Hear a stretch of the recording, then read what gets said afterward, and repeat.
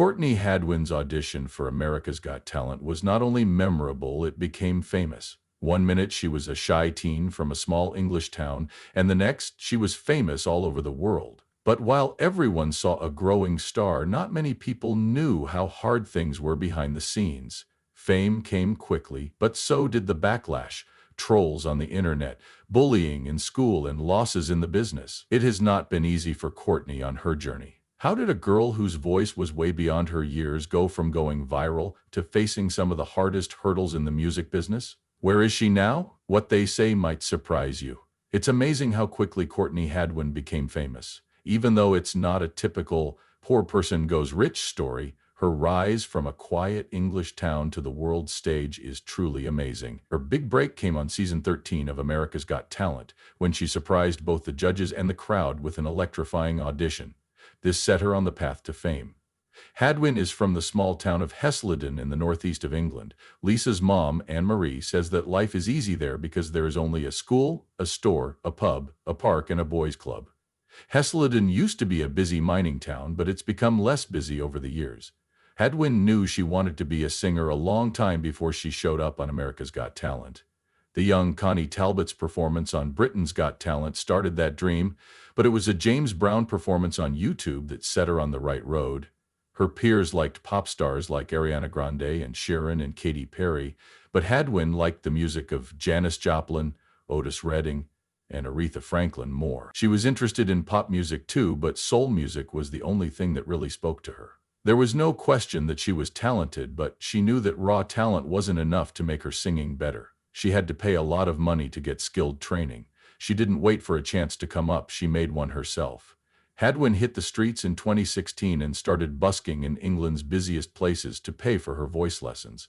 Tom Story, her grandpa, later told her that the money she made paid for both her training and her journey. People in shops and on the street liked her shows, but not everyone was happy to see her. Street artists, who were also getting bigger crowds, saw her as competition and often tried to get rid of her. But when someone speaks out like that, everyone stops and listens, even if they don't agree. Courtney's journey started with local talent shows where she worked hard to get better at what she did. She wasn't just doing it for fun, she was set on making a name for herself. When she performed at Teen Star UK in 2015, she gave a strong performance of David Guetta's Titanium. The next year, she made it to the finals of Open Mic UK and showed off her unique take on Sinead O'Connor's Nothing Compares to You. She was dedicated. Courtney's mother told the Hartle Mail that every night after school she would do her schoolwork and then spend the whole night practicing. Then June 2016 came along.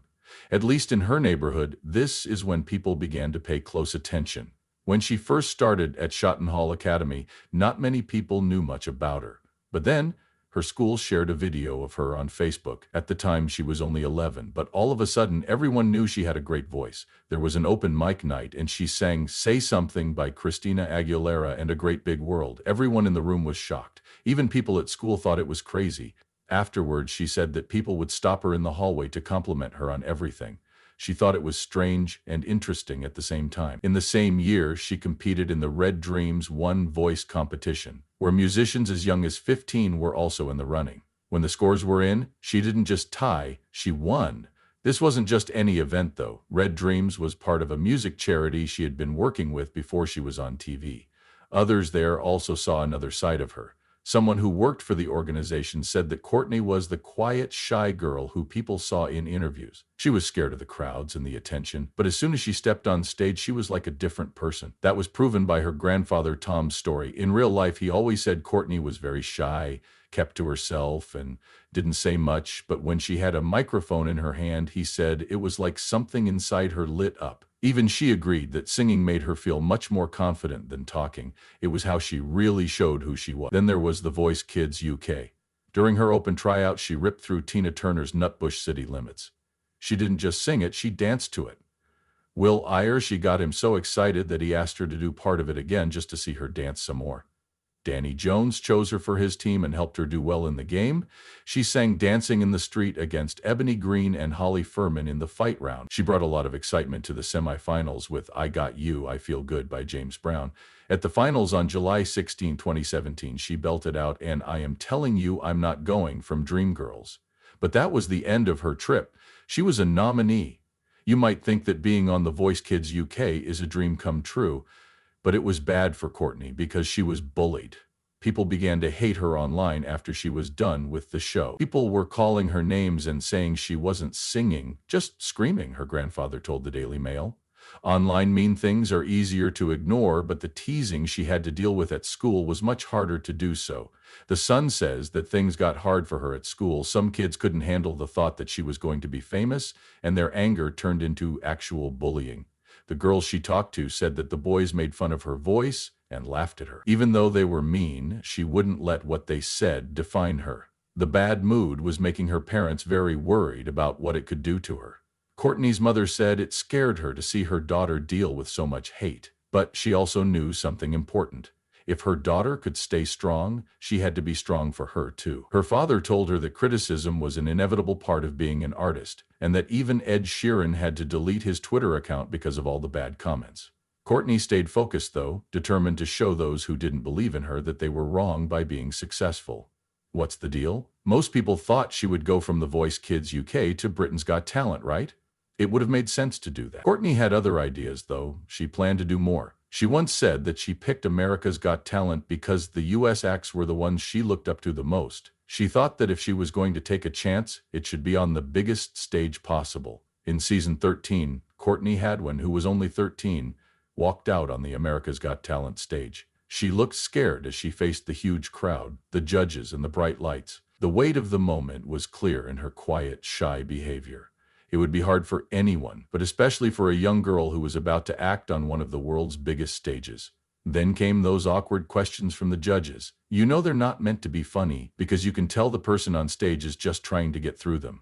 Everyone watching was probably getting ready, thinking, okay, this could go either way. Nerves can get the best of people and they give a bad show. What happened next, though, was not real. When Courtney started singing her high-energy cover of Otis Redding's Hard to Handle, it was like a whole new person came out. That shy girl was no longer there. A real rock star took her place. You could see the moment the judges understood what was going on. She owned that stage like she had been doing it for decades. What could Howie Mandel say? He was speechless. Heidi Klum looked shocked by what she saw. It looked like a switch had been flipped. The crowd went crazy. People cheered and clapped and jumped out of their seats, caught up in the moment. Oh, and Courtney, she was right at home. Her singing had that rough, gritty energy, some might even say swagger, that made me think of great singers like Steven Tyler or Janis Joplin. The moment finally arrived, a crazy high note that made Howie Mandel throw up his hands in shock.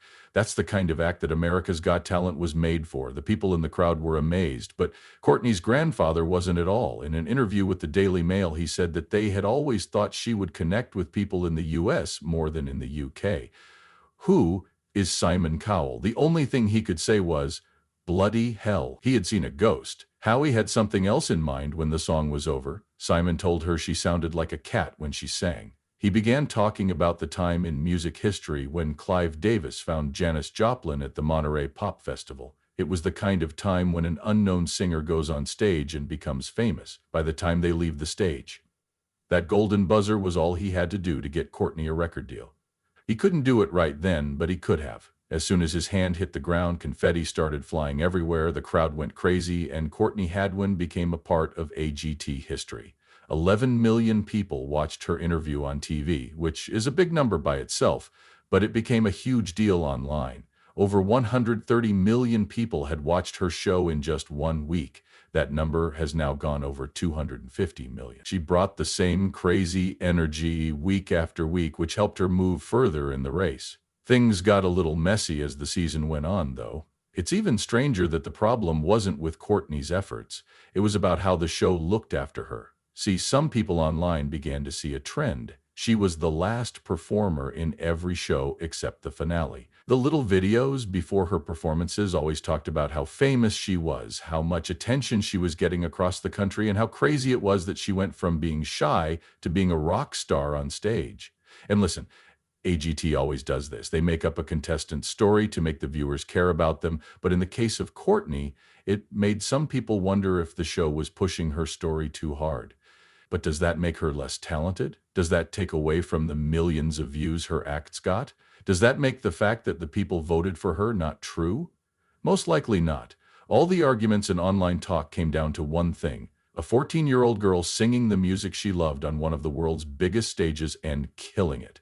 On August 14, 2018, Courtney went back on America's Got Talent for the quarterfinals, ready to show why she was there. She really hit the crowd this time with Papa's Got a Brand New Bag by James Brown. Nobody was fooled. By the time the semifinals started on September 11th, she was back and tearing through Steppenwolf's Born to Be Wild. When she got to the finals on September 18, she really put on a show with Tina Turner's River Deep Mountain High. But even though her acts were great, not everyone was moved by her story of being an outsider. A lot of AGT fans looked into Courtney's past and found out she wasn't really new to the game. In 2017, she made it to the finals of The Voice Kids UK. The web wouldn't let it happen. While she had participated at a high level before, some people thought that AGT tried to sell her as a shy new girl who was taking the big stage for the first time. Twitter went crazy. Someone said it was funny that Courtney had said she'd never acted in front of so many people, but there she was, a finalist on another big show. Others brought up her past efforts on stage, such as her part as young Cosette in a production of Les Miserables. Some people thought the whole shy girl thing was all an act. It wasn't just Courtney who got hot. As if they were surprised by her ability, the judges, especially Simon Cowell, were getting side-eyed. But they probably knew about her background the whole time. Even though there was talk about her online, Courtney made it to the September 19th finals. She was on the results show with the rock band The Struts to sing Piece of My Heart, and she gave it her all. Shin Lim won the big prize of $1 million, but she came in 6th place on such a big show. Still, that's a big win. She thought that getting into the top 10 was already a big deal. Courtney didn't leave AGT without anything, though. She left with a huge group of fans, including some famous people. Paloma Faith, Luke Evans, Stevie Van Zandt, JoJo Siwa, and even Sharon Stone were cheering for her. She said that AGT was very different from The Voice Kids UK, even though she had been on that show before. Everything about this event felt brand new, the publicity, the production, and the size of the crowd. Things didn't stop when AGT was over either. And then, in December 2018, she told everyone that she had signed a record deal with Arista Records and Simon Cowell's Psycho music label. This put her on the same list as acts like Camila Cabello, Louis Tomlinson, and Hadwin van der Wal. Simon himself given her high marks and said he would always remember her tryout. He also said that everyone was looking forward to seeing what she did next. The head of Arista, David Massey, said Courtney was an exceptional talent and that she had a voice and energy that were beyond her years. It was clear from what he said that when she was around, something strange would always happen. She wasn't done with AGT yet, though. She went back to America's Got Talent in January 2019 to compete against the best acts from AGT and other talent shows around the world. When she got on stage, she had the same energy as before. She felt like Janis Joplin and showed again why she was special. She told us before the show that she's always been shy around people, but when she starts singing, she's like a completely different person. In fact, she proved that when the music began. Once more, she sang her own song, Pretty Little Thing, and owned the stage. Simon Cowell and other people were still shocked that she hadn't won AGT the first time. He even told her before she sang, "When you didn't win, my jaw dropped." After she ended, he said it was her most confident performance yet and called it his favorite of hers. Once the battle was over, Courtney had become one of the most memorable winners on American Idol. It's pretty impressive that she was named one of the top 50 acts in all 194 countries that have held an AGT show. Hadwin impressed everyone on America's Got Talent, The Champions, and keep in mind that she was only 14 years old at the time. On October 25, 2019, her first EP, The Cover Sessions, came out. She sang live versions of big hits like Harry Styles' Sign of the Times, Lil Nas X's Old Town Road, the Jonas Brothers' Sucker, and Louis Capaldi's Someone You Loved. Her talent was undeniable, and both fans and critics said her voice and vibe seemed much older than her years.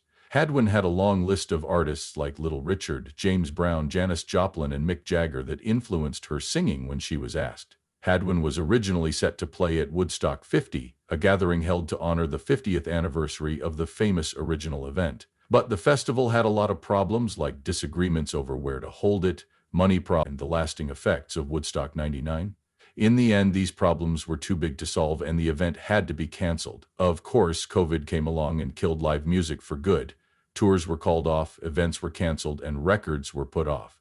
He didn't give up, though. On November 2020, she put out a version of John Lennon's Happy Xmas War is Over to give her fans something to look forward to during the slow months. That was in 2020. In 2021, Hadwin was supposed to play at the FM4 Frequency Festival, but that also got canceled. At about the same time, she broke up with the record company that were in charge of her songs after Simon Cowell's Psycho songs shut down. She told me this, "Hey hey," to a comment about Simon on YouTube. She changed with her fans. She said, "It's all me for this one, completely independent, finally doing it my way." 2023 was a big year for Hadwin. On February 24, she shared her own song called Breaking, which she wrote with producer Kevin Bowe.